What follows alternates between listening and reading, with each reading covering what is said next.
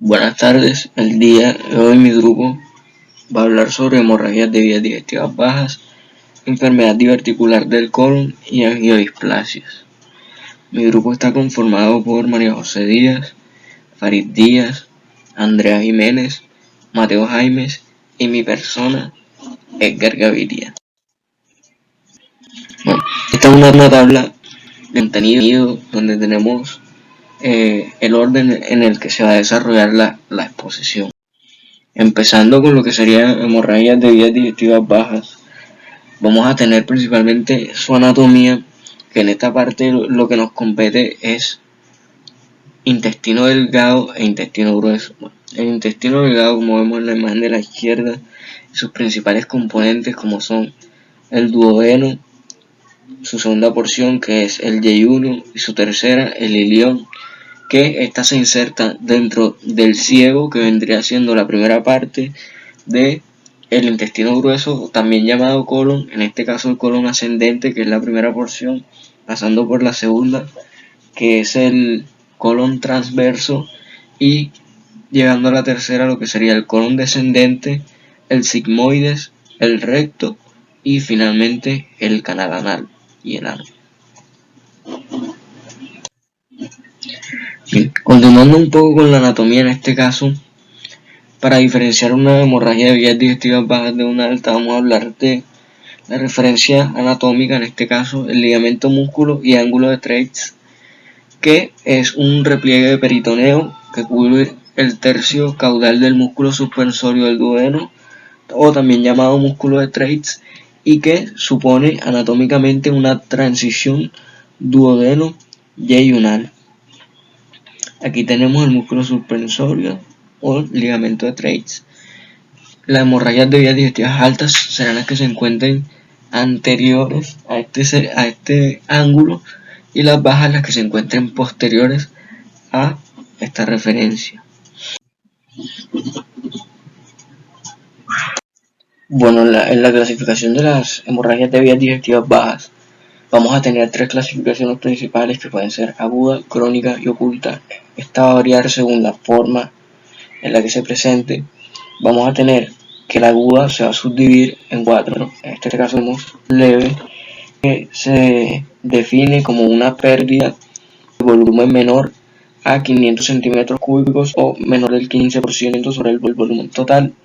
Tenemos una hemorragia moderada, que a una pérdida de 750 a 1250 centímetros cúbicos o del 15 al 25% del volumen total.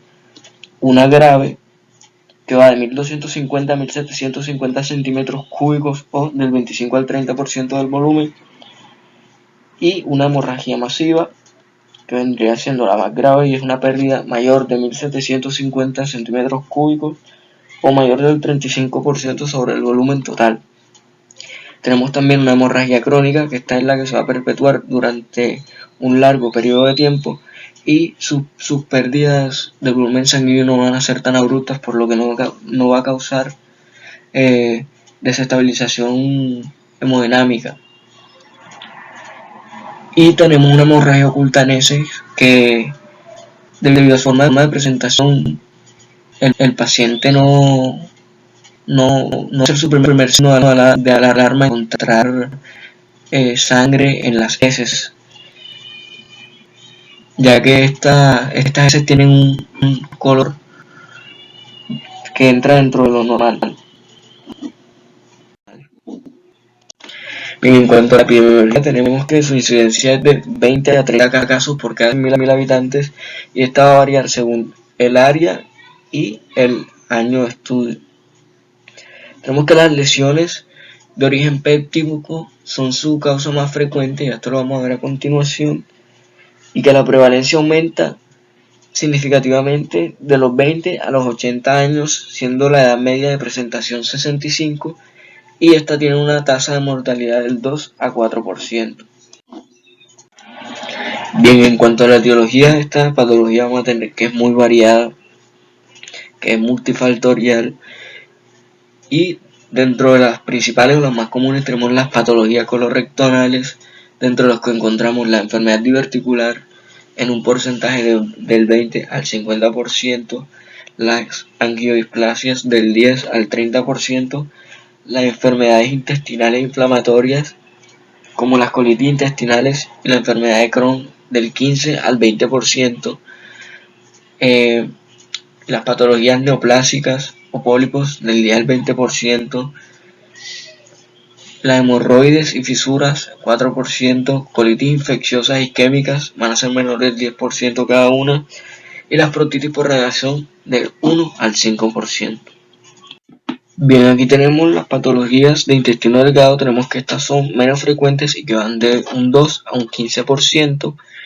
Tenemos la angiodisplasia, lo que sería el divertículo de Meckel, la enfermedad de Crohn, la enterititis actínica y la púrpura Scholling-Henoch.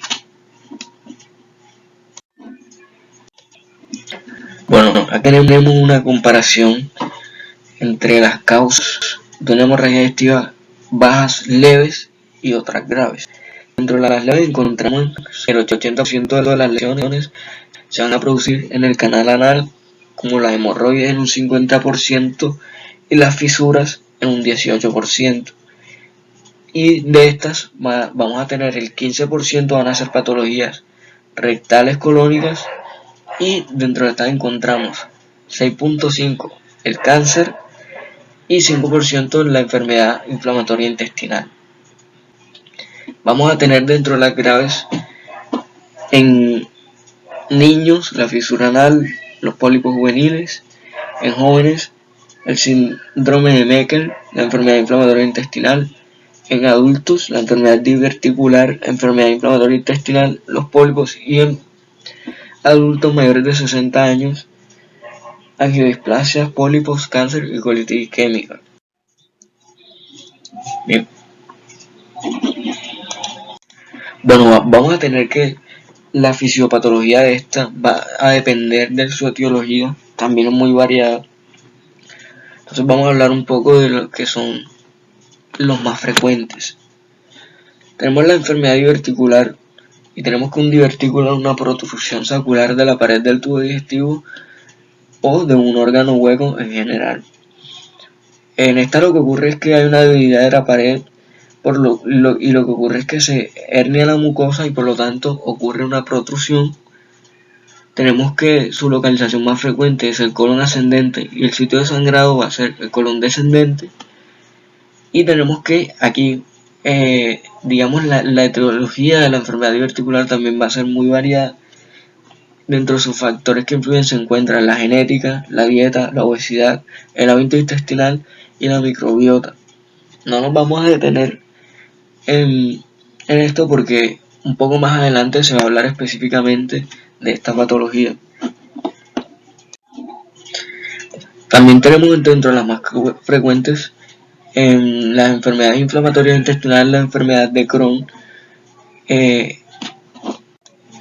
Esta es una patología inflamatoria que puede inflamar cualquier porción del tubo digestivo, y tenemos que se considera que hay en gran parte de la etiología encontramos los factores genéticos. Por ejemplo, en este caso tenemos factores como el CART15, que este es un gen que está destinado al reconocimiento y activación del sistema inmune frente a lo que serían infecciones, virus, bacterias. Tenemos también el DR3DQ2, el HLA, DRB0103. Estos todos son factores que influyen en el reconocimiento y activación del sistema inmune. Y tenemos otro tipo de factores como los ambientales, como la lactancia materna, la dieta, el tabaco y la apendicectomía. Tenemos que lo que ocurre con estos factores es que hay una desregulación genéticamente determinada de la respuesta inmune frente a la flora bacteriana, y lo que ocurre es una activación de los linfocitos TCD4 que producen una inflamación intestinal descontrolada que se autoperpetúa por el aumento de los mediadores proinflamatorios. En cuanto a las manifestaciones clínicas, vamos a tener la hematemesis. Tenemos que esta es una manifestación que proviene generalmente de un segmento del tubo digestivo alto. Tenemos, por ejemplo, el esófago, el estómago o el duodeno, que también se puede presentar en hematemesis en los casos de hemorragias de vías digestivas bajas. Tenemos también la melena, que es la evacuación de heces negruzcas. Este color negruzco lo da la oxidación del grupo hemo. Y digamos que cuando hay melena nos da más un indicativo de hemorragias digestivas altas, porque también se puede deducir que los desechos llevan un poco más de tiempo viajando por el tubo digestivo, por el color negruzco, aunque esta también se puede presentar en hemorragias de vías digestivas bajas. Esta no hace un diagnóstico confirmatorio de ninguna de las dos patologías, ni de altas ni de bajas. Tenemos que esta se presenta con una pérdida de 50 centímetros cúbicos de sangre y que puede persistir hasta 5 días después de iniciar la hemorragia.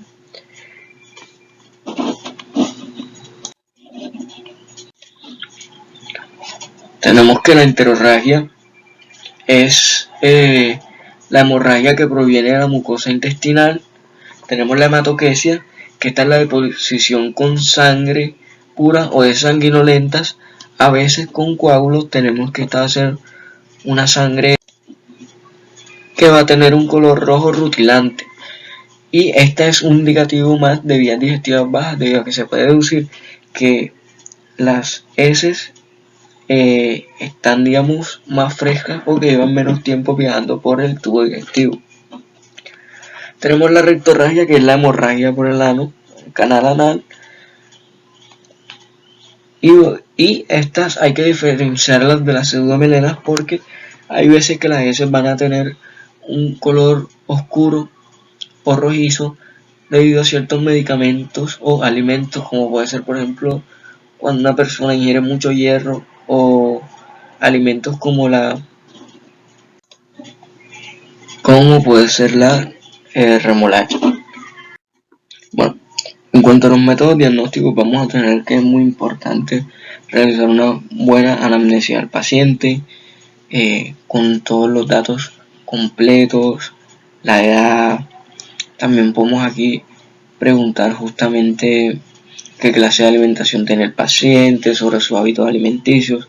Vamos a realizar un buen examen físico, donde, por ejemplo, podremos encontrar el abdomen distendido, doloroso a la palpación, con endurecimiento. También vamos a poder realizar, por ejemplo, lo que es el tacto rectal. Vamos a tener pruebas de laboratorio, como son el hemograma, los tiempos de coagulación, TP, TTP, bioquímica plasmática, coprológico, TSNS. Por ejemplo, en caso de una hemorragia crónica, el hemograma nos va a ser de mucha ayuda, porque estos pacientes generalmente van a presentar una hemoglobina disminuida por debajo de los niveles normales. Y, por ejemplo, como ya mencionamos anteriormente, muchas veces los pacientes, el primer signo de alarma no va a ser en las heces de color rojizo o con sangre, porque pueden tener, por ejemplo, lo que sería una hemorragia oculta en heces. Y aquí va a ser importante lo que sería el coprológico y el test de heces, donde realmente se va a confirmar que el paciente tiene sangre en las heces. Entre otros métodos diagnósticos tenemos, digamos, ya pruebas diagnósticas más dirigidas hacia la confirmación de esta patología, hacia una exploración más detallada y sobre todo para hallar el origen de la localización de la hemorragia. Tenemos en este caso lo que es la endoscopía, la protosigmoidoscopía y la fibrosigmoidoscopía.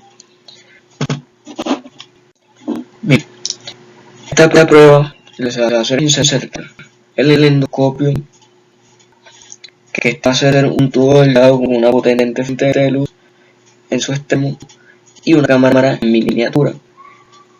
Lo vamos a insertar en este caso por lo que sería el canal anal y vamos recorriendo el tubo digestivo y paso a paso vamos a ver todo lo que sería este canal.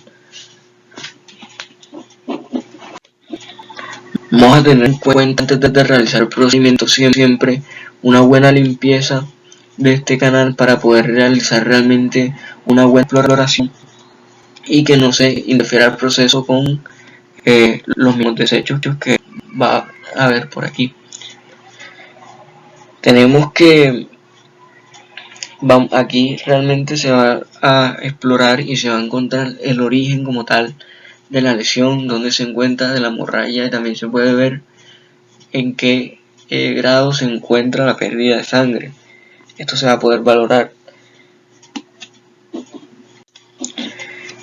Y este método diagnóstico también tiene, digamos, una limitación, que es que cuando la hemorragia se encuentra activa, esta va a interferir con el proceso de exploración y se vuelve un poco ineficaz, sobre todo porque no se va a poder determinar con exactitud el origen de la lesión.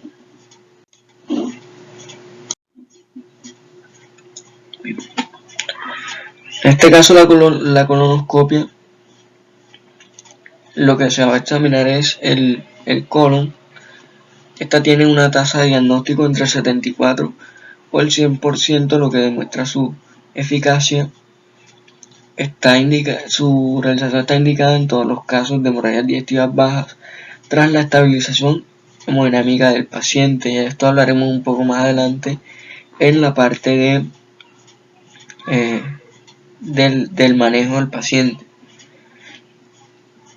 Y tenemos que esta tiene una baja tasa de complicaciones, que es entre 0,3 al 1,3% de recidivas de hemorragia, y por lo tanto es el método más utilizado.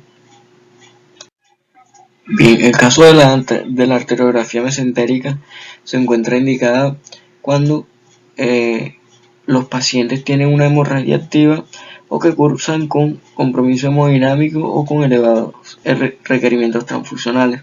Tiene una eficacia de 63 al 90% y va a consistir en que al paciente se le va a administrar un medio de contraste. Esta va a mostrar una opacidad distinta a la de los tejidos blandos, por lo tanto se va a poder tener una muy buena localización de la lesión sangrante.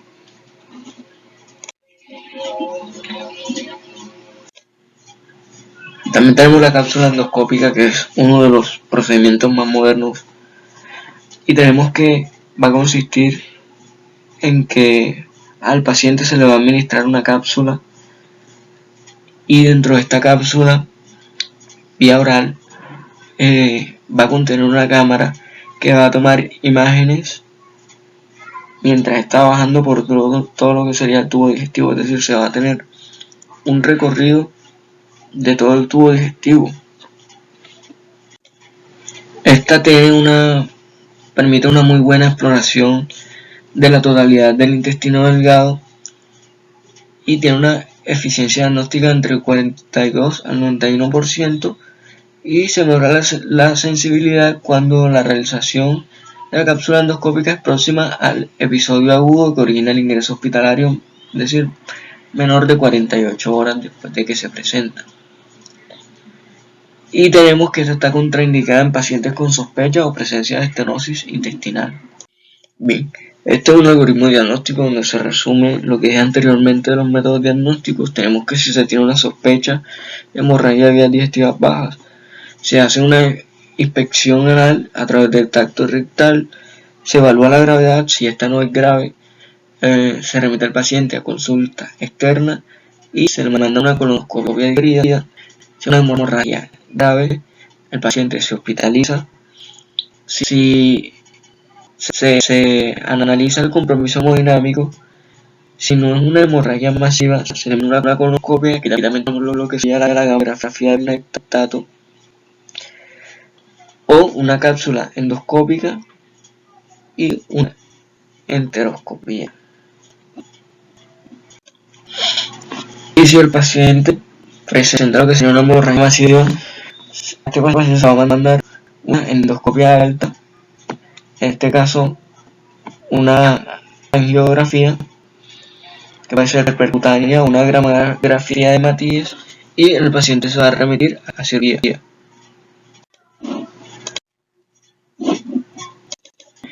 En cuanto al manejo, vamos a tener que su manejo inicial va destinado a la reanimación y el mantenimiento de la estabilidad hemodinámica con reposición de la volemia y la corrección de la anemia mediante la transfusión sanguínea.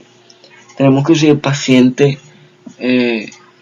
al momento de llegar a urgencia tiene una hemorragia grave o con mucha pérdida de sangre del volumen, se va a hospitalizar. Se le va a mandar un reposo gástrico con el fin de mantener el tubo digestivo lo más vacío posible para hacer las exploraciones bien, que no se interrumpan, además de tener en este caso la motilidad intestinal y gástrica. Se le debe administrar una sonda nasogástrica. Se debe tener un monitoreo constante de los signos vitales, sobre todo de lo que sería la tensión arterial, la frecuencia cardíaca, y al paciente también se le van a administrar antibióticos, ya que aquí intervienen mucho lo que son los microorganismos. En este caso vamos a administrar antibióticos que sean eficaces contra la Escherichia coli y bacteroides frágiles, como puede ser por ejemplo amoxicilina, ácido clavulánico, trimetoprim-sulfametoxazol, y se lo vamos a aplicar de 7 a 14 días, o puede ser también una quinolona, metronidazol durante 7 a 10 días. Tenemos que el tratamiento endoscópico es el de elección inicial debido a la baja tasa que tiene de recidivas, y solamente si digamos el tratamiento farmacológico y luego el endoscópico fracasa es que se pasa a lo que sería al tratamiento quirúrgico.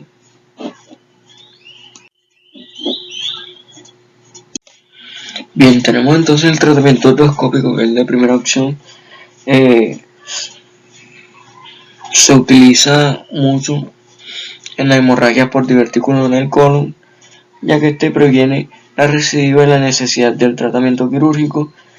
Con este se emplea la inyección de solución de adrenalina alrededor y sobre el punto sangrante, y este tratamiento consiste en la colocación de bandas elásticas, clips, entre otras, que lo que van a hacer es que cuando se tiene ubicado el sitio de la lesión específico, esto lo que van a hacer es tratar de cerrar pues el vaso que está produciendo la hemorragia.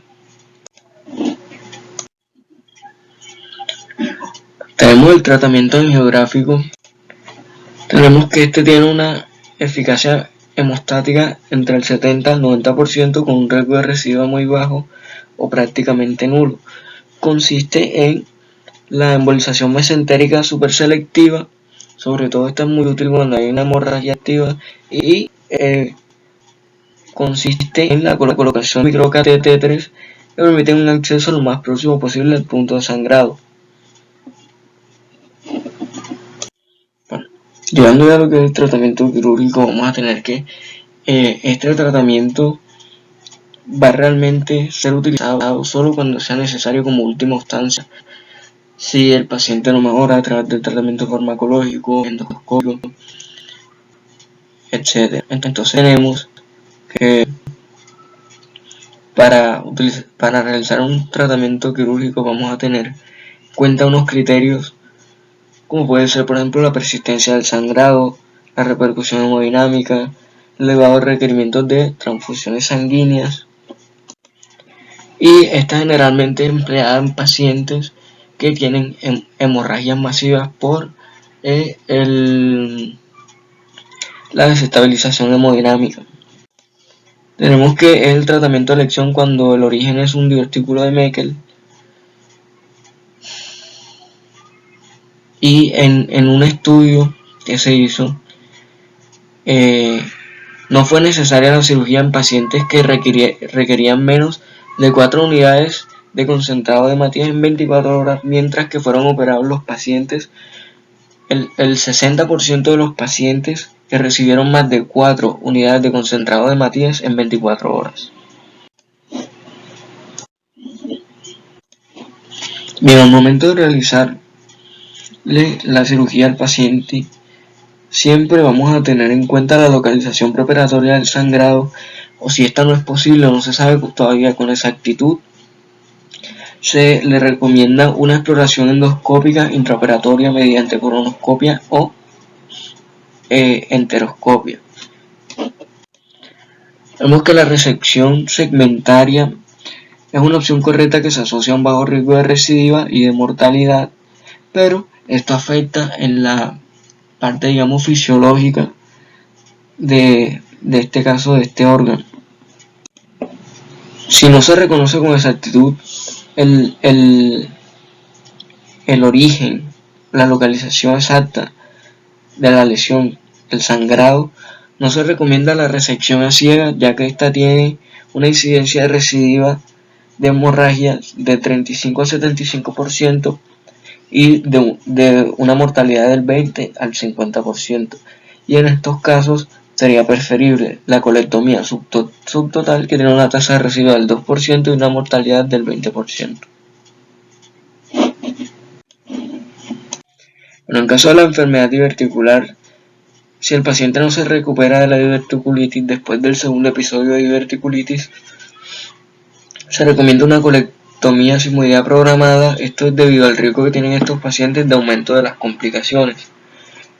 El procedimiento de elección es una resección del sigmoide con anastomosis primaria, y tenemos que esta resección siempre debe extenderse de forma distal hasta el recto, porque hay un gran riesgo de recurrencia si se conserva el segmento del cordón sigmoide. Tenemos que por lo general es necesaria una laparotomía urgente cuando un absceso es inaccesible al drenaje percutáneo.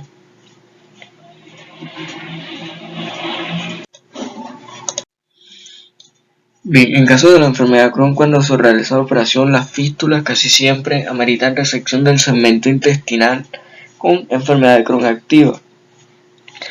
En casos de fibrosis crónica, la causa esta lo que va a hacer es causar una estenosis, y para tratar esta se puede realizar una resección o plastia, que es la imagen que tenemos al lado, es una técnica de plastia o una estenosis, en donde la estenosis se abre a lo largo de la superficie antimesentérica. En este caso esta está corta. En la B, esta se cierra de manera transversal. En la C, ya hay una estenosis larga y se abre a lo largo de la superficie antimesentérica de la pared del intestino. En la D, esta se pliega en una U invertida. Y en la E, se crea una anastomosis laterolateral. También tenemos que la laparotomía por enfermedad de Crohn debe realizarse a través de una incisión en la línea media por la posibilidad de que se necesite un estoma. Bien, en el caso de los pólipos neoplásicos, tenemos que, como una medida preventiva, antes de que se desarrolle cáncer colorectal, lo que se hace es extirpar el pólipo. Tenemos que estos pólipos pueden ser sésiles o pedunculados, donde los pedunculados son fácilmente extirpados por colonoscopia con asa. Pero tenemos que los sésiles suelen ser, digamos, más difícil, y en este caso se prefiere la excisión quirúrgica transanal, porque proporciona un solo espécimen intacto para la anatomopatología. Antes de hablar de enfermedad diverticular crónica, se tiene que hablar sobre lo que es un divertículo. Un divertículo no es más que la protrusión sacular de la mucosa y la submucosa a través de la capa muscular del colon. Este tiene un tamaño que oscila de entre 5 hasta 20 milímetros. La expresión clínica va desde la ausencia total de los síntomas hasta la presentación de síntomas y complicaciones como las perforaciones o las mismas hemorragias de vías digestivas. Es importante mencionar el término del pseudodivertículos. o también llamados divertículos falsos o divertículos por pulsión, que son aquellos que están compuestos solamente por la capa submucosa y mucosa sin tener presencia de la capa muscular. Posiblemente están causados en la mayoría de los casos por aumento de la presión intraluminal, como lo sucede en el embarazo y en la tos crónica. Me parece importante que mencionar algunas teorías posibles que explican la formación de un divertículo, como lo son la presencia de puntos débiles de la musculatura circular del colon. Esto se debe a la inserción que tienen los vasas rectas, que los vasas rectas no son más que la anastomosis de arterias que salen de las arcadas en el mesenterio abdominal del yeyuno e ilion. O también puede deberse a alteraciones anatómicas intrínsecas o incluso trastornos de la función anatómica. Antes de hablar del concepto de enfermedad diverticular crónica, es importante diferenciar estos términos anatómicos como diverticulosis y diverticulitis. La diverticulosis no es más que la presencia de divertículos en el colon en un paciente asintomático y sin signos de infección aparente, mientras que la diverticulitis es todo lo contrario. Es la evidencia de inflamación acompañada de una infección que puede presentarse con signos o síntomas localizados como la fiebre, taquicardia, dolor abdominal, constipación, vómitos, náuseas, entre otros. Acá ya en esta imagen pueden observar cómo podemos ver la aparición o la presencia de estos divertículos, pero ellos no van a estar inflamados y el paciente no va a tener ningún tipo de síntomas. Recordemos que hasta el 80% de los pacientes pasa toda la vida o el transcurso de la vida o la historia natural de esa enfermedad sin síntomas hasta que llega a la vejez.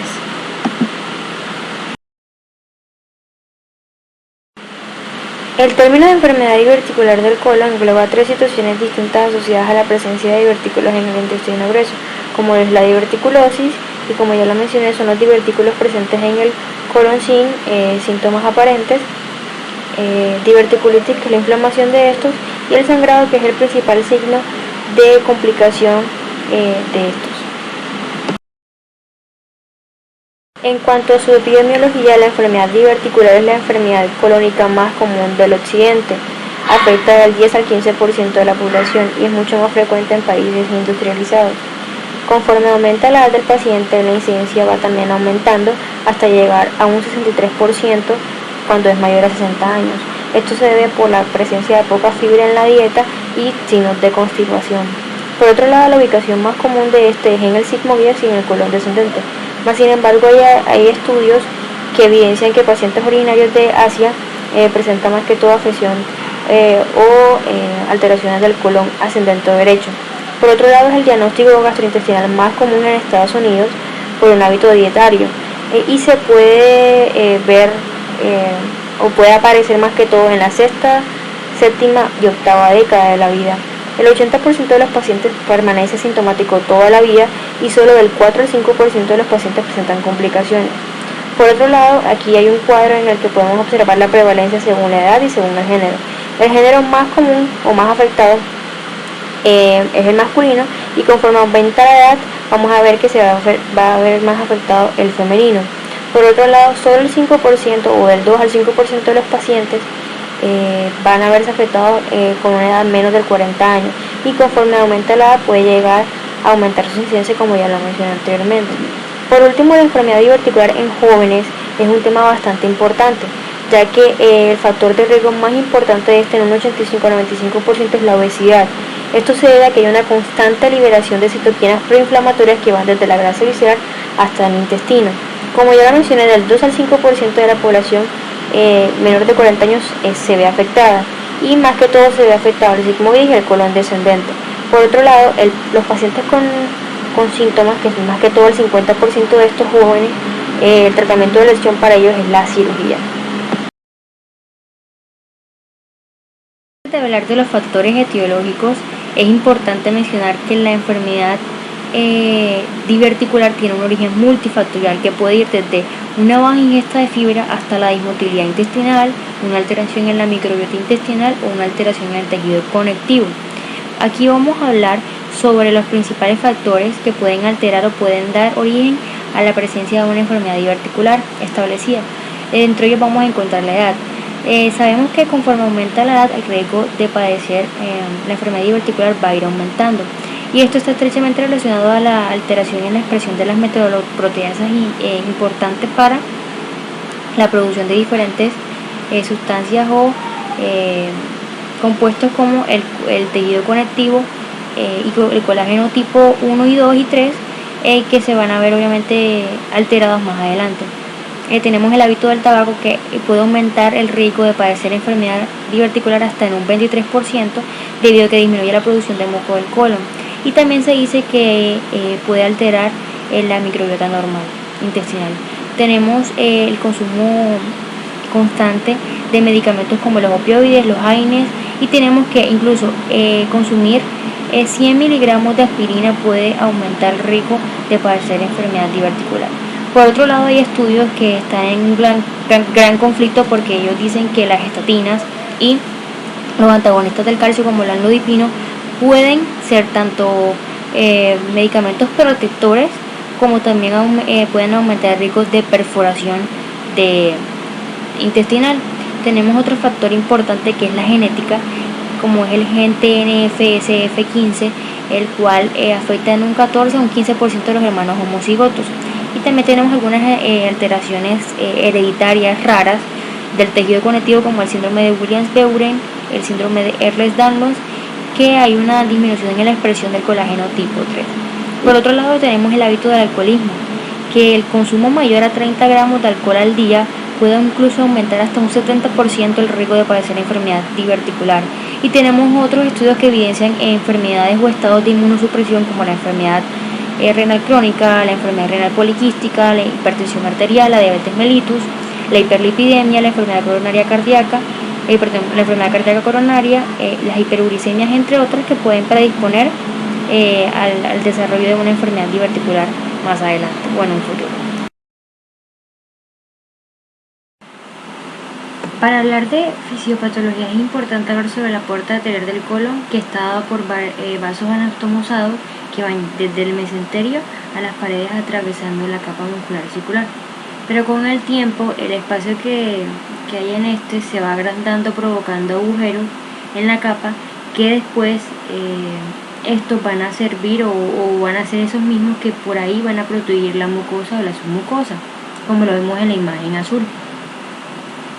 En la imagen de la izquierda vamos a poder observar las capas de la pared del colon. Vamos a encontrar la mucosa, que va a estar compuesta por el epitelio y el tejido conectivo y gran parte de la capa muscular delgada, la submucosa, la capa muscular gruesa, la subserosa y la serosa.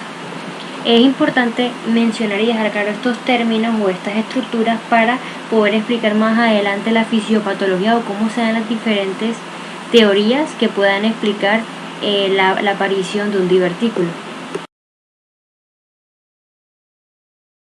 La enfermedad diverticular crónica es el resultado de una interacción compleja entre factores que van desde genético, dietético, hasta la motilidad intestinal, que pueden provocar o que pueden dar origen a alteraciones en la presión intraluminal, en la segmentación o en la resistencia de la pared del intestino. Uno de los principales factores, como ya lo mencioné anteriormente, es la ausencia o la poca fibra que hay en la dieta de estos pacientes. La fibra viene siendo un protector, ya que provoca heces voluminosas y eso disminuye la segmentación colónica para obviamente movilizar el contenido intestinal. Como aquí hay poca cantidad de fibra, entonces las heces van a ser un poco más compactas y la segmentación se va a aumentar, provocando así mayor contracciones. Del mismo modo, la base recta va a penetrar, o estos vasos que están anastomosados van a penetrar la capa muscular por medio de 4 puntos, 2 en la tenia mesentérica y 2 en la tenia antimesentérica. Al penetrar quedan un área que se vuelve débil o se debilita, que está en la pared, a través de las cuales pueden darse las diferentes herniaciones o de diferentes divertículos que ya mencioné anteriormente. Unos mecanismos que se pueden presentar o que pueden explicar la razón de la enfermedad diverticular serían la miocosis o la aparición de una forma de acordeón, en la cual ambas capas musculares de la pared colónica, como lo son la capa colónica interna y la longitudinal externa, estas están, primero sufren un proceso de engrosamiento porque hay una alteración en el inhibidor tisular de las metaloproteasas. Luego de que se engruesan, se da el acortamiento de estas tenias y por último se da el estrechamiento luminal, adquiriendo una forma o una apariencia de acordeón. Tenemos otro factor que sería la elastina. Aquí vamos a encontrar un aumento de los depósitos de la elastina entre las tenias y las células de la capa muscular y se depositan de una manera como contraída, acortando de igual manera la tenia y produciendo una especie de músculo en racimo, o sea que el aspecto del músculo tiende a formarse de acuerdo a como si fuese una especie de una uva.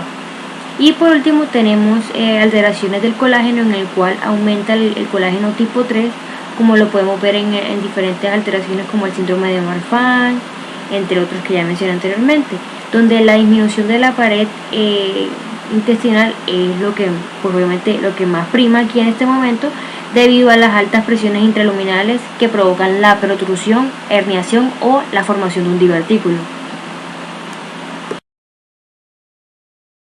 Como ya lo mencioné, algunas teorías explican el por qué la elastina y el colágeno se pueden ver afectados. Esto es ideal cuando vemos un paciente que a temprana edad presenta la aparición de divertículos y que además tiene como concomitante desórdenes del tejido conectivo. Dentro de eso vamos a encontrar el síndrome de Ehlers-Danlos o Danlos, que es un trastorno hereditario en el cual las articulaciones del paciente se van a encontrar extremadamente laxas y sueltas, donde hay una piel hiperelástica, entre otras características. Vamos a encontrar también el síndrome de Marfan, que es una enfermedad rara del tejido conectivo, en el cual los huesos crecen de un tamaño descontrolado, hay lesiones cardiovasculares, oculares e incluso aracnodactilia, que es el crecimiento o el alargamiento excesivo de los dedos de las manos. Y tenemos la enfermedad autosómica dominante del riñón poliquístico, que es un trastorno hereditario en el cual se forman grandes cantidades de quistes en el riñón, que a su vez aumenta el tamaño de este y puede estar o no acompañado de una insuficiencia renal. En esta diapositiva quise resumir toda la fisiopatología teniendo en cuenta todos los puntos que ya mencioné. Como primera medida tenemos uno de los factores más importantes, quizás la causa primordial de enfermedad diverticular crónica en el adulto, que es la dieta pobre en fibra. Este puede estar acompañado de una herencia o unas alteraciones genéticas y los malos hábitos alimenticios, así como también los malos hábitos en los estilos de vida, como el sedentarismo, el alcoholismo y el tabaquismo. Esto va a provocar una compactación de las heces, ya que estas van a estar completamente deshidratadas, y esto va a ocasionar un engrosamiento de las tenias a nivel parietal, donde es mucho más frecuente encontrarlo a nivel del sigmoides, porque aquí se va a aplicar lo de la ley de Laplace. El diámetro es mucho más pequeño y entonces es una de las porciones del intestino grueso donde más se puede presentar la enfermedad diverticular. Por el engrosamiento parietal que tienen esas tenias y con la necesidad de movilizar el contenido intestinal, van a aumentar las segmentaciones y las contracciones, aumentando de igual manera y de manera proporcional la presión intraluminal por encima hasta de 90 milímetros de mercurio, que esto va entonces a dar lugar a la formación de mini vejigas o herniaciones que van a ocasionar la protrusión de dicha capa submucosa o mucosa a través de la capa muscular, dando origen al divertículo.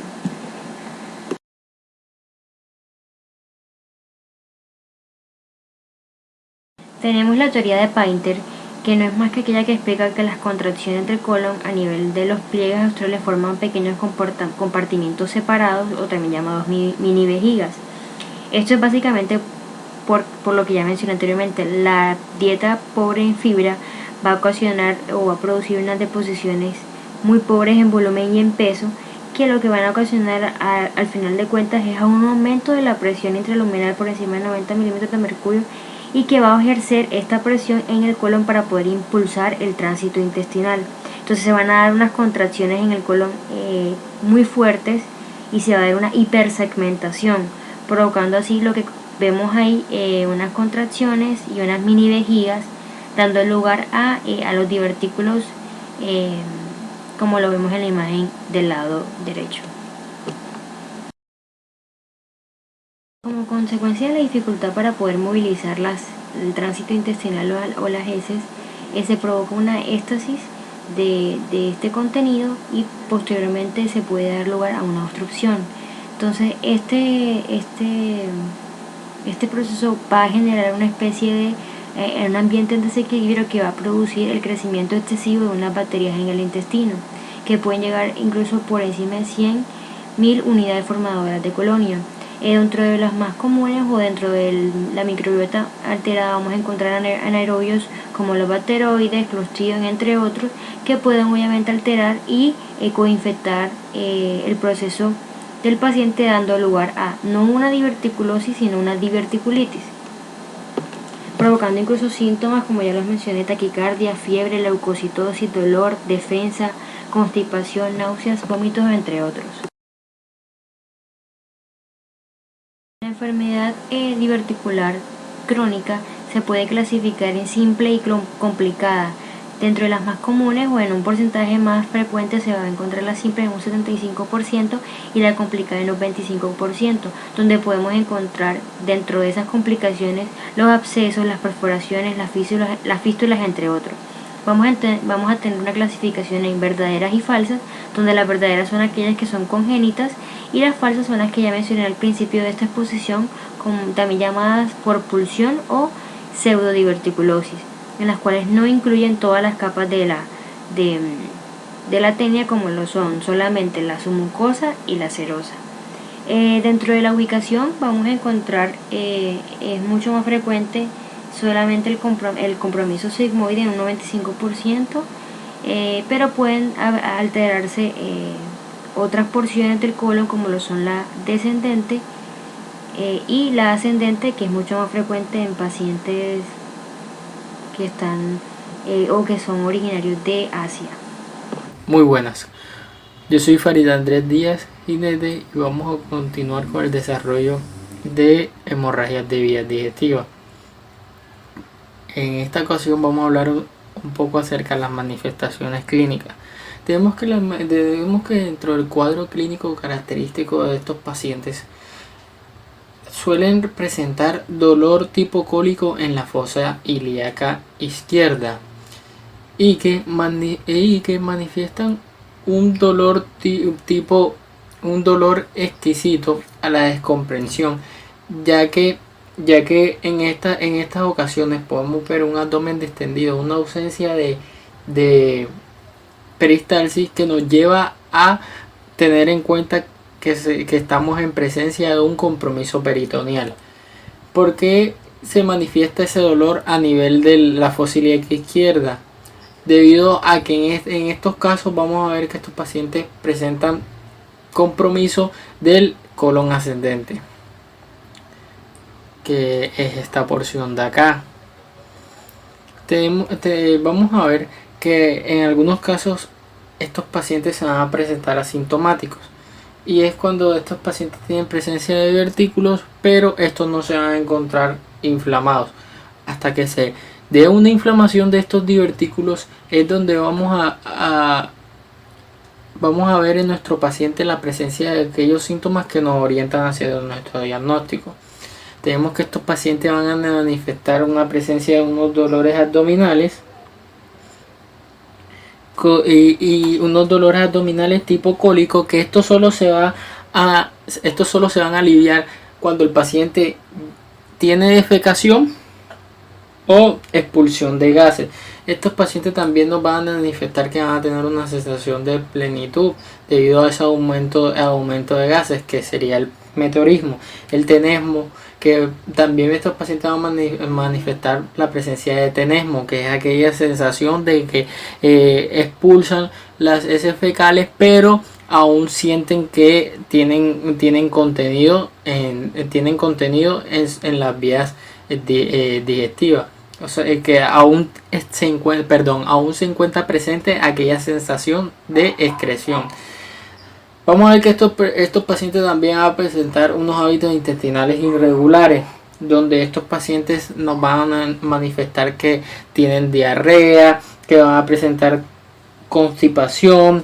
Estos pacientes también pueden presentar sensación de plenitud, pueden presentar flatulencias, También van a presentar una variabilidad en cuanto a los síntomas, debido a que como hay compromiso peritoneal, estos pueden manifestar una localización y una intensidad variable de aquellos dolores que este presentan, de este dolor tipo cólico. Y también estos pacientes pueden haber situaciones en las cuales ellos digan, no, yo ya no tengo la enfermedad, o sea, no me está molestando, y eso, que es donde ellos van a presentar unos alivios transitorios. Esta enfermedad tiene un alto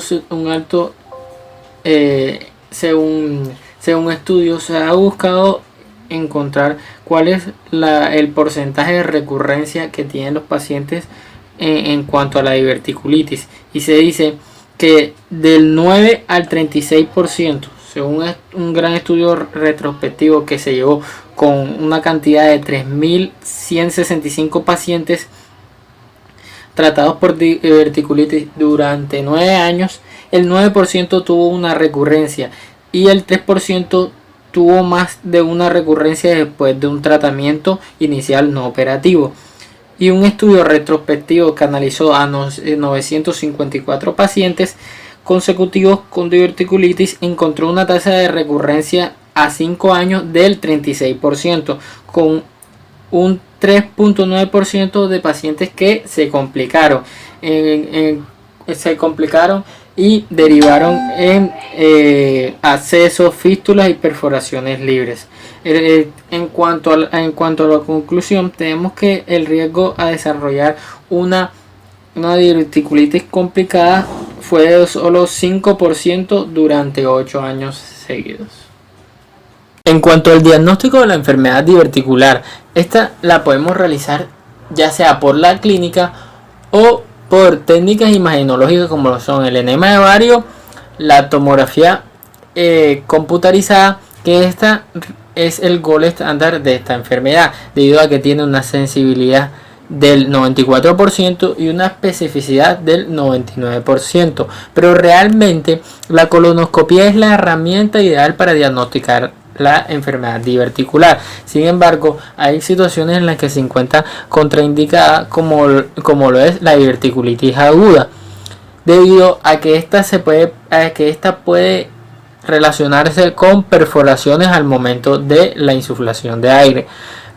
También tenemos que esta no va a lograr una identificación de algunas complicaciones de la enfermedad, como lo es el caso del absceso. Y este examen se recomienda realizar usualmente 6 semanas después de la resolución de los síntomas en un paciente con enfermedad complicada, para descartar la presencia de otras enfermedades como el cáncer o enfermedad intestinal inflamatoria. En cuanto al diagnóstico diferencial, tenemos que la colitis ulcerativa y la enfermedad de Crohn pueden tener síntomas parecidos a la diverticulitis.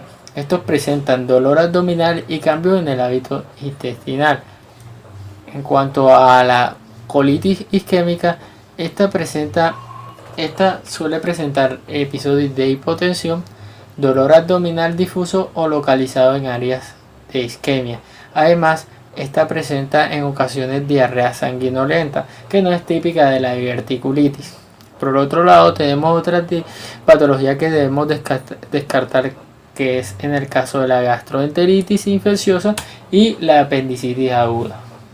En cuanto al tratamiento, tenemos que hay evidencia que apoya una libre estrategia de antibióticos, y esta ha ido aumentando, y se ha propuesto una hipótesis de que la diverticulitis puede no ser una condición infecciosa y solamente inflamatoria.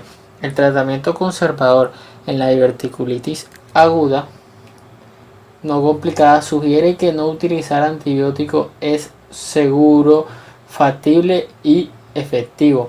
El metaanálisis de todos los estudios incluidos reveló que los antibióticos de amplio espectro en el régimen de tratamiento no disminuyen el fracaso de este, la recurrencia, las complicaciones, los reingresos hospitalarios y la necesidad de cirugía comparado con el tratamiento sin antibióticos. El estudio concluye que los antibióticos pueden ser necesarios en pacientes seleccionados con comorbilidades asociadas que corren el riesgo de fracasar en cuanto al tratamiento sin antibióticos. En cuanto a las indicaciones de cirugía, actualmente definir las indicaciones sobre cuándo realizar una cirugía electiva en pacientes con enfermedad diverticular es muy controversial.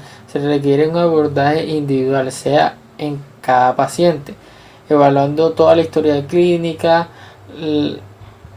la respuesta a su primer episodio agudo y los síntomas crónicos. En términos generales, la cirugía se indica cuando hay presencia de peritonitis difusa, neumoperitoneo o sepsis asociada que no responde completamente a los medicamentos. En cuanto al manejo, tenemos que, según la clasificación de Heinz modificada estadio 0 y 1, tenemos que en este estadio 0 la diverticulitis es leve y es cuando el paciente tolera la dieta, no tiene síntomas sistémicos ni signos peritoneales. El manejo en general es antibiótico de amplio espectro, vía oral por 7 días y dieta líquida hasta que los síntomas resuelvan. Se avanza a dieta sólida. Si es el primer episodio, entonces le solicitamos un estudio confirmatorio electivo con edema de vario o colonoscopia cuando la inflamación ha disminuido. Si los síntomas progresan, puede ser necesario la admisión hospitalaria y repetir la tomografía computarizada, que ya estaríamos hablando del estadio 1A. Cuanto al manejo 1B, podemos definir la inflamación severa del estadio 1 cuando el paciente tiene intolerancia a la dieta, náusea, vómito, fiebre, escalofrío y signo peritoneal. En la tomografía computarizada se observa un flemón pericólico o absceso. Su manejo hospitalario y en general requieren antibióticos de amplio espectro. Parenteral, reposo intestinal, fluidos intravenosos. Es importante distinguir el tamaño del absceso, ya que esto diferencia en cuanto a su manejo.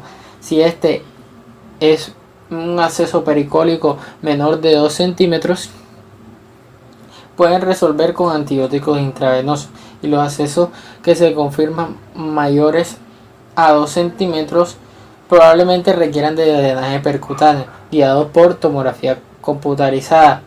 Si un absceso más pequeño es tratado inicialmente solo con antibióticos, pero los síntomas no mejoran, hay que considerar también el drenaje percutáneo.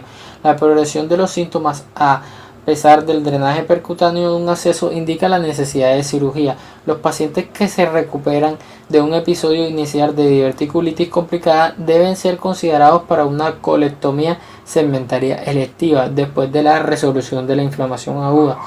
En cuanto al manejo del estadio 3 y 4, estos pacientes con fallo del manejo conservador o que tengan peritonitis purulenta o fecal requieren de una cirugía. El objetivo de esta cirugía es resecar la perforación y crear un estoma, a pesar de que las complicaciones de este procedimiento sigue siendo a pesar de las complicaciones que tiene este procedimiento, sigue siendo uno de los procedimientos de elección en aquellos pacientes inestables. Ahora seguimos con un video el cual vamos a observar las diferentes técnicas llevadas a cabo en una cirugía laparoscópica en la enfermedad diverticular.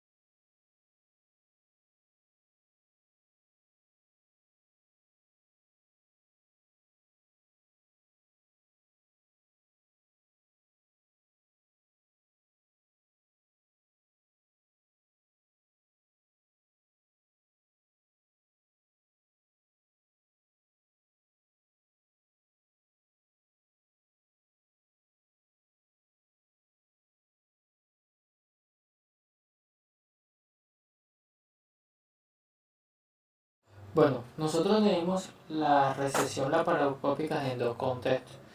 Un contexto electivo y una situación de emergencia. Tenemos que en el contexto electivo, la recesión laparoscópica durante la curva de aprendizaje tiene tiempos operatorios más prolongados y está asociada con menor pérdida sanguínea y estancia hospitalaria al compararse con recesiones abiertas. Sin embargo, no hubo diferencias significativas en las tasas de recurrencia entre los dos grupos ni en la tasa de complicaciones menores y mayores o la tasa de mortalidad. El tratamiento laparoscópico electivo es una opción eficaz con resultados postoperatorios adecuados. La diverticulitis perforada podría no considerarse una indicación obligatoria para la resección electiva del colon. Tenemos que las indicaciones clásicas de cirugía electiva son dos o más episodios de diverticulitis documentada, un episodio único de diverticulitis complicada, estadio 1, B o 2, un episodio documentado en un paciente inmunocomprometido, un episodio documentado en un paciente entre 40 a 50 años de edad y una incapacidad para excluir el cáncer como causa de la sintomatología. Y en el contexto de emergencia tenemos que la resección laparoscópica se recomienda realizar un abordaje laparoscópico en la sigmoidectomía de emergencia para evitar las complicaciones de la pared abdominal, de dehiscencias de la herida abdominal, hernia incisional o infección de la herida.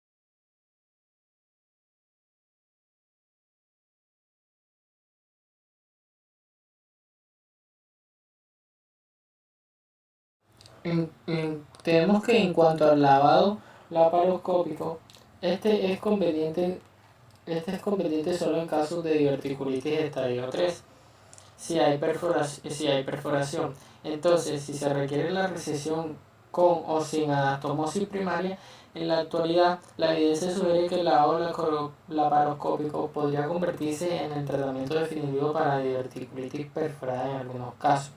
El lavado peritoneal laparoscópico para diverticulitis perforado con peritonitis purulenta Henshey 3 es posible y tan seguro como el procedimiento de Hartmann.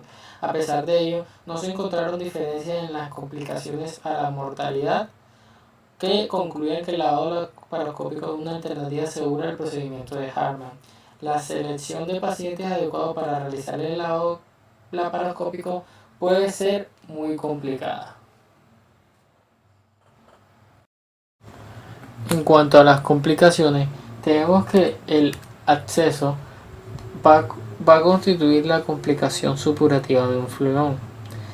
y debe sospecharse cuando persiste la fiebre y la leucocitosis, a pesar del tratamiento de antibiótico o ante la presencia de una masa en la exploración. El diagnóstico puede realizarse por ecografía o tomografía computarizada. Los accesos de pequeño tamaño pueden ser manejados de forma conservadora con antibiótico intravenoso. Si el enfermo no responde a esto o su tamaño es superior a 4 o a 5 centímetros, debe indicarse su drenaje percutáneo guiado por ecografía o tomografía computarizada. Hoy en día, solo los accesos de difícil abordaje o multiloculados o refractarios al drenaje percutáneo son tributarios de cirugía. Tenemos que la clasificación de Heinrich por perforación diverticular de colon asocia en cuanto a los estadios o la ubicación en que se encuentra el paciente a un porcentaje de riesgo de muerte. Tenemos que en el estadio 1 tenemos un acceso pericólico, el cual se relaciona con un porcentaje menor de 5% a riesgo de muerte, lo mismo que el acceso pélvico intraabdominal o retroperitoneal. La peritonitis purulenta generalizada ya aumenta en el caso de riesgo de muerte a un 13%, y la peritonitis fecaloidea que ya se habla de un 43%. Seguimos hablando de las complicaciones, y en este caso vamos a hablar de las fístulas, que las más frecuentes son las colovesicales. Estas predominan en varones, ya que en las mujeres el útero ejerce una protección. De hecho, la mitad de los casos de mujeres existen antecedentes de histerectomía. Los síntomas más frecuentes son la neumaturia y la fecaluria, siendo extraordinaria la eliminación de orina con las heces.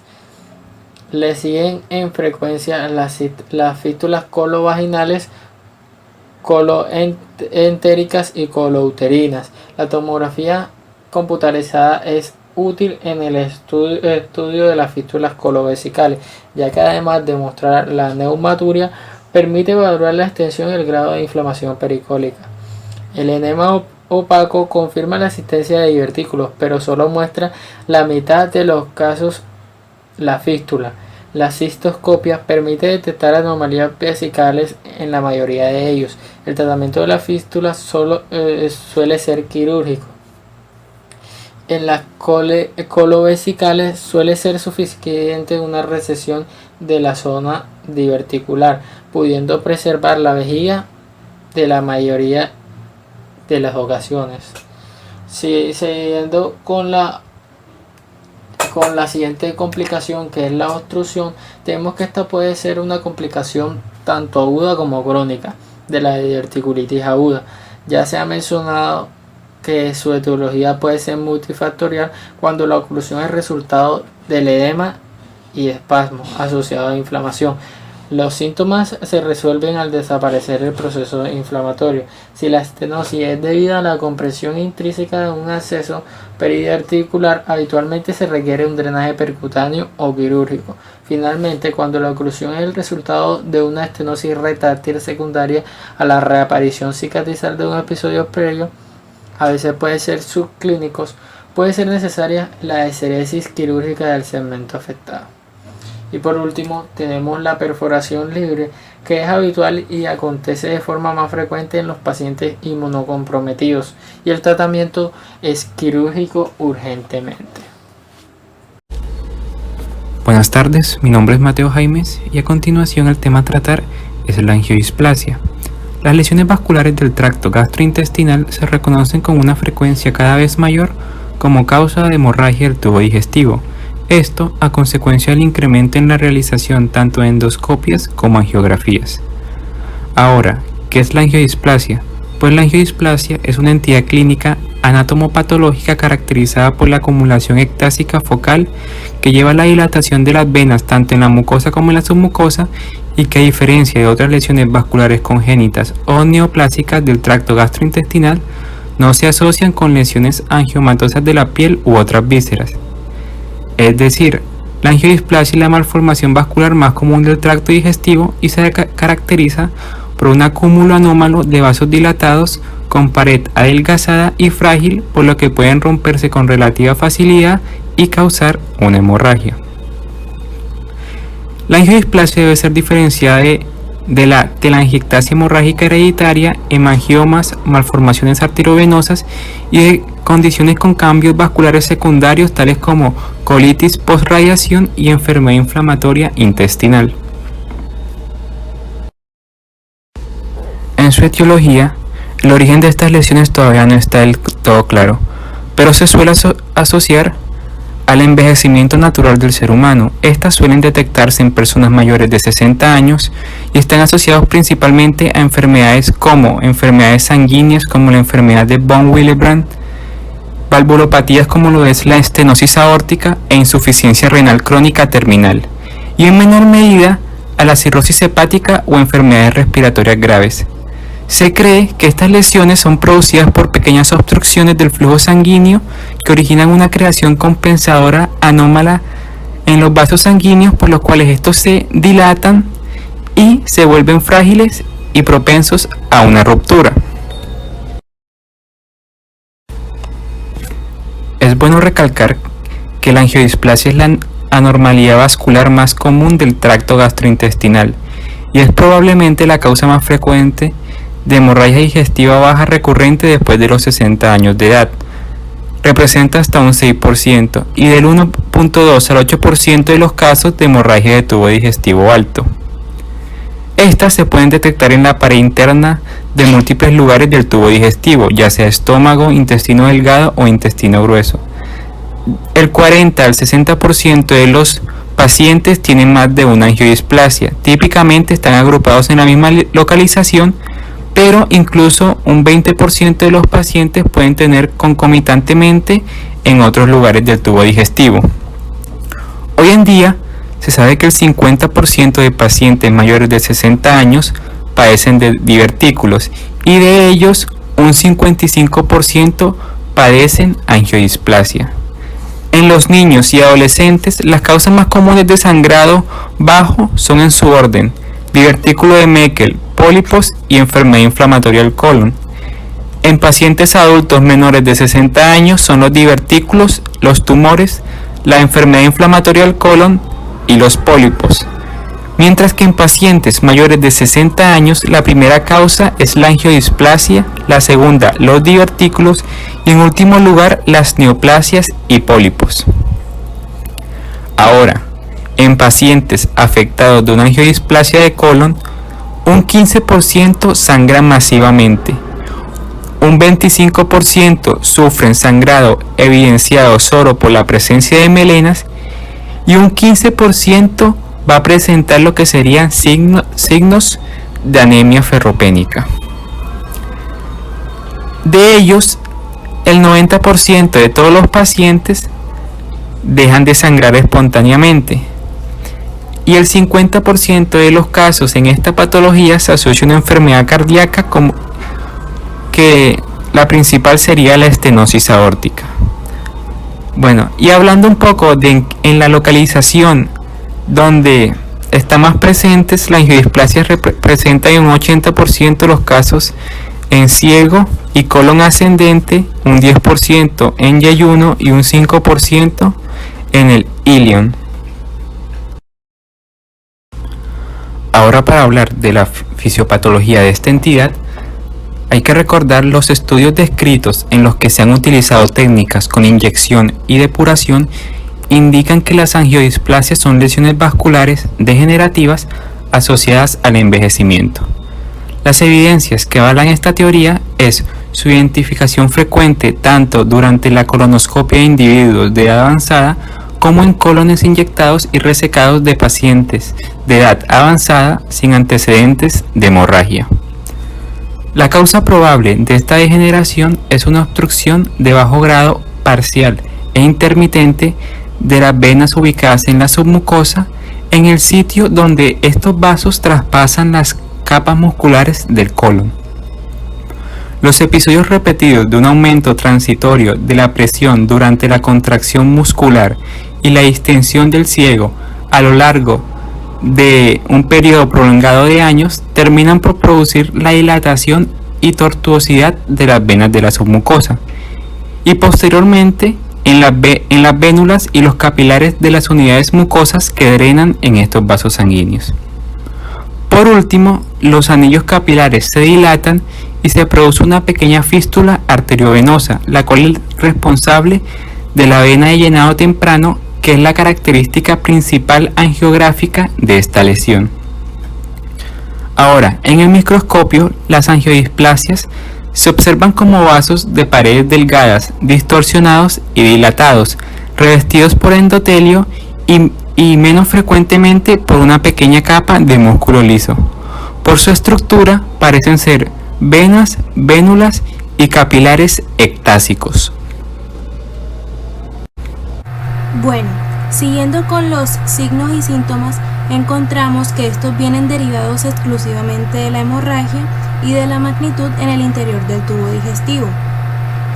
Cuando las pérdidas de sangre son escasas, pero mantenidas en el tiempo, va a aparecer una anemia sin evidencia de sangrado.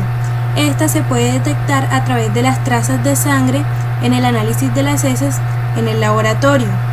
Por otro lado, si la hemorragia es importante, además de la anemia, es posible que aparezcan vómitos, deposiciones de color negra o rojiza, que estas característicamente van a ceder sin tratamiento, pero con una tendencia posterior a la repetición del sangrado. Además, es importante destacar que la gravedad y la recurrencia de esta hemorragia va a estar influenciada en muchos pacientes por la toma de medicamentos que favorecen el sangrado. Algunos medicamentos como lo son los anticoagulantes o los antiagregantes. En cuanto al diagnóstico, tenemos que los pacientes con hemorragia digestiva de repetición o con anemia de origen desconocido se les recomienda la endoscopia como prueba clave para la detención de las angiodisplasias. Se van a realizar una endoscopia alta para visualizar el estómago y el comienzo del intestino delgado y una colonoscopia para evaluar el intestino grueso y los últimos centímetros del intestino delgado. Tenemos que hasta el 5% de las ocasiones no se va a encontrar lesión sangrante en ninguna de estas dos endoscopias, por lo cual se debe explorar en el intestino delgado. Este segmento del tracto digestivo, que mide de 5 a 7 metros de longitud y está localizado entre el estómago y el colon, se va a evaluar mediante una prueba que consiste en la ingesta de una cápsula que va a tomar múltiples fotografías durante 8 a 10 horas y se va a dar una evaluación completa del intestino delgado. Pero cuando a pesar de todas estas exploraciones no se va a llegar a la causa del sangrado, pueden ser necesarias otras exploraciones más invasivas como lo son la arteriografía o la endoscopia intraoperatoria. Por último, tenemos el tratamiento, que consta de varios pasos. El primero va a ser el control de la medicación habitual, donde se va a dar una reevaluación de la indicación de fármacos que favorecen el sangrado. Se va a dar un control adecuado de los niveles de anticoagulantes y un cambio a antiagregantes con menor potencial hemorrágico. El segundo punto, que es el tratamiento de la anemia, aquí se le va a recomendar a los pacientes una ingesta de suplementos orales de hierro para compensar las pérdidas de sangre y poder resolver la anemia.